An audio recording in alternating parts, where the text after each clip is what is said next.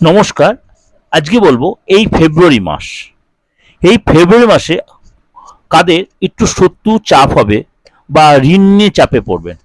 আপনাদের উদ্দেশ্যে কিন্তু আমি আমার দিগদর্শন চ্যানেলে পুরো ফেব্রুয়ারি মাসের রাশিফল কিন্তু দিয়ে দিয়েছি, অর্থাৎ একদম ধরে ধরে আপনার যারা যারা ফলো করেন প্রত্যেকেই জানেন।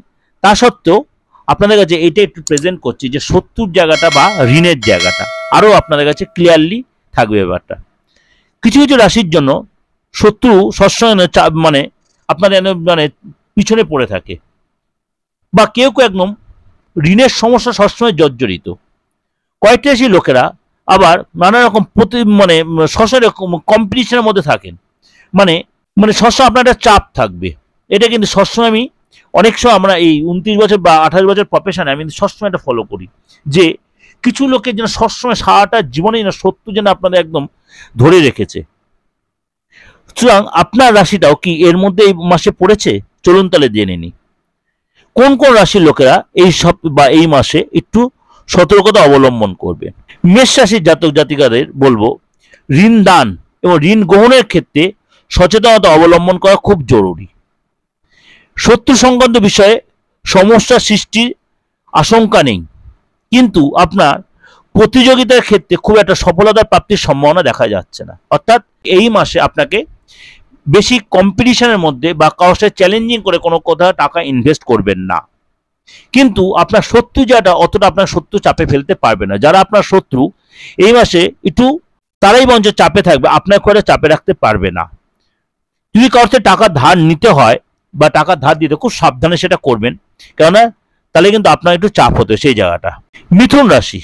মিথুন রাশি জাতক জাতিকাদের জন্য এই মাসটা ঋণ, শত্রু এবং শারীরিক জায়গাটা একটু ডিস্টার্ব হতে পারে।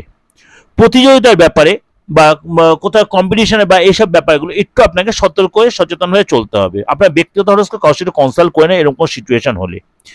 ঋণ সংক্রান্ত বিষয়ে আপনার সাবধান থাকা উচিত। শত্রু কোনো রকমে আপনাকে প্যাচে ফেলতে পারে বা আপনি অস্বস্তিতে পড়তে পারেন।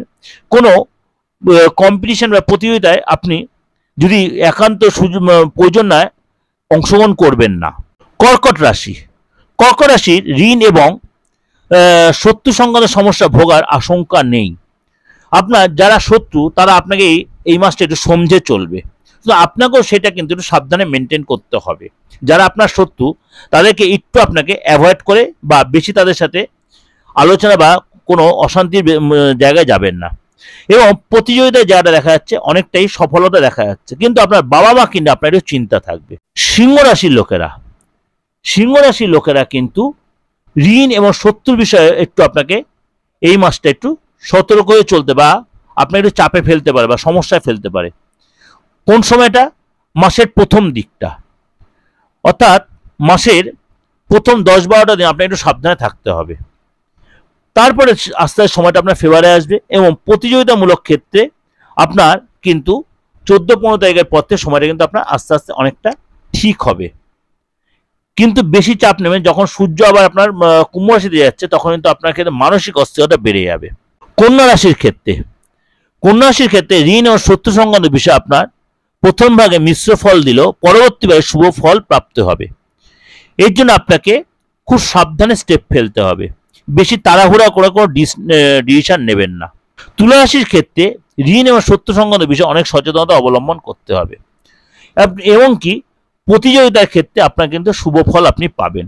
বৃশ্চিক রাশির ক্ষেত্রে ঋণ ও শত্রু সংক্রান্ত বিষয়ে আপনার একটু ভোগান্তির আশঙ্কা প্রথম দিকে থাকলেও তারপর আস্তে আস্তে জিনিসটা নর্মাল হয়ে যাবে এবং আপনি শত্রুদের উপর চাপ সৃষ্টি করতে পারবেন এবং আপনি প্রতিযোগিতামূলক কাজে এই মাসে একটু এড়িয়ে চলবেন, কেন এখানে সফলতার প্রাপ্তি খুব একটা দেখা যাচ্ছে না।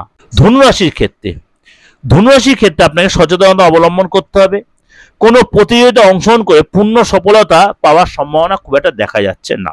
মকর রাশির ক্ষেত্রে ঋণ এবং শত্রু সংক্রান্ত বিষয়ে আপনাকে খুব যে চাপে পড়বেন তা নয়, কিন্তু আপনাকে চোখ কান খুলে চলতে হবে এবং কোনো প্রতিযোগিতামূলক বা কোনো জায়গায় ইনভেস্ট করা যাবে এই জায়গাগুলো যদি সেরকম সিচুয়েশন অবশ্যই কারোর সাথে কনসাল্ট করে তারপরে এগুলো ভালো হবে। কুম্ভ রাশির ক্ষেত্রে ঋণ এবং শত্রু সংক্রান্ত বিষয়ে খুব একটা চাপ নেই, বরঞ্চ আপনার ফেভারেই থাকবে। শত্রু আপনার মাসের প্রথম দিকে একটু চাপে রাখলেও বিশেষ করে আর্থিক জায়গাটা, তারপরে কিন্তু আপনি তাদের উপর চাপ সৃষ্টি করতে পারবেন বা আপনাকে তারা একটু সমীহ করে চলবে। এবং প্রতিযোগিতার ক্ষেত্রে প্রথম ভাগের চেয়ে দ্বিতীয় ভাগে আপনি অনেক বেশি কমফোর্টেবল থাকবেন। মীন রাশির ক্ষেত্রে, মীন রাশি ঋণ এবং শত্রু সংক্রান্ত বিষয়ে আপনার এই মাসে খুব একটা ভোগান্তি দেখা যাচ্ছে না। প্রতিযোগিতার ক্ষেত্রে শুভ খুব একটা দেখা যায় বেশি, অনেকটা কমফোর্টেবল নয়, অর্থাৎ আপনাকে অনেক বেশি সমঝে চলতে হবে। এটা কিন্তু এর সাথে আপনার যদি আমার মাসিক রাশিফলটা আপনার ফলো করেন তো আরো বেশি আপনাদের কাছে জিনিসটা ক্লিয়ার থাকবে। এরকম ছোট ছোট প্রোগ্রাম দেখার জন্য অবশ্যই আমার চ্যানেলের সাথে জুড়ে থাকুন, ভালো লাগবে। এবং ভালো লাগলে অবশ্যই লাইক করে সাবস্ক্রাইব করে নোটিফিকেশন অন করেন, যতভাবে লোকে শেয়ার করবেন। আর যোগাযোগ করতে হলে অবশ্যই আমার 89109733259433960106। আপনি অনলাইনে প্রেডিকশন নিয়ে, অর্থাৎ আপনি যেখানে বসে থাকুন আপনি রেমুনারেশন ফি বা ফিসটা জমা দিয়ে অনলাইনের মাধ্যমে আপনি আপনার পুরো ডিটেলটা জেনে নিতে পারেন। হাতটা দেখে ফেসটা রিড করে বা আপনার ডেট অফ বার্থটা দিয়ে অবশ্যই সে জেনে নেওয়ার রায় আপনার আছে। কিন্তু যে কোনো বয়সের লোক, যে কোনো ধর্মের প্রত্যেকের জন্য কোনো কনফিউশনের ব্যাপার নেই। আর চেম্বার আসতে হলে অবশ্যই অলওয়েজ ওয়েলকাম, তার জন্য একটু বুকিং ফোন করে নিয়ে আসতে হবে। নমস্কার, ভালো থাকবেন।